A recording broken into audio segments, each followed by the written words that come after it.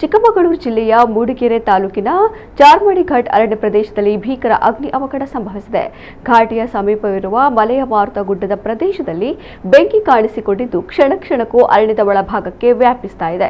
ಮುಖ್ಯ ರಸ್ತೆಯಿಂದ ಸುಮಾರು 2 ಕಿಲೋಮೀಟರ್ ದೂರದ ಅರಣ್ಯದೊಳಗೆ ಬೆಂಕಿ ಹೊತ್ತಿಕೊಂಡಿರುವುದರಿಂದ ನೂರಾರು ಎಕರೆ ಹಸಿರು ಅರಣ್ಯ ಬೆಂಕಿಗಾಹುತಿಯಾಗಿದೆ. ನೂರಾರು ಅಪರೂಪದ ಪ್ರಾಣಿ ಮತ್ತು ಪಕ್ಷಿಗಳು ಸ್ಥಳದಲ್ಲೇ ಸಜೀವ ದಹನವಾಗಿವೆ. ಅರಣ್ಯ ಇಲಾಖೆ ಅಧಿಕಾರಿಗಳು ಮತ್ತು ಸಿಬ್ಬಂದಿ ಬೆಂಕಿ ನಂದಿಸಲು ಸಾಹಸ ಪಡುತ್ತಿದ್ದಾರೆ. ಅಧಿಕಾರಿಗಳ ಜೊತೆಗೆ ಸ್ಥಳೀಯ ಸಾರ್ವಜನಿಕರು ಕೈಜೋಡಿಸಿದ್ದು ಬೆಂಕಿ ಇನ್ನಷ್ಟು ಹರಡದಂತೆ ತಡೆಯಲು ಪ್ರಯತ್ನಿಸುತ್ತಿದ್ದಾರೆ. ಆದರೆ ಗಾಳಿಯ ರಭಸಕ್ಕೆ ಬೆಂಕಿಯ ಜ್ವಾಲೆ ನಿಯಂತ್ರಣಕ್ಕೆ ಸಿಗುತ್ತಿಲ್ಲ ಎಂದು ತಿಳಿದು ಬಂದಿದೆ. ಅರಣ್ಯ ಪ್ರದೇಶದಲ್ಲಿ ಬೆಂಕಿ ಕಾಣಿಸಿಕೊಳ್ಳಲು ನಿಖರವಾದ ಕಾರಣ ಇನ್ನೂ ತಿಳಿದು ಬಂದಿಲ್ಲ. ಆಕಸ್ಮಿಕವಾಗಿ ಬೆಂಕಿ ತಗುಲಿದೆಯೇ ಅಥವಾ ಕಿಡಿಗೇಡಿಗಳು ಯಾರಾದರೂ ಬೆಂಕಿ ಹಚ್ಚಿದ್ದಾರೆಯೇ ಎಂಬ ಬಗ್ಗೆ ಅರಣ್ಯಾಧಿಕಾರಿಗಳು ತನಿಖೆ ಬಳಿಕವೇ ತಿಳಿಯಲಿದೆ.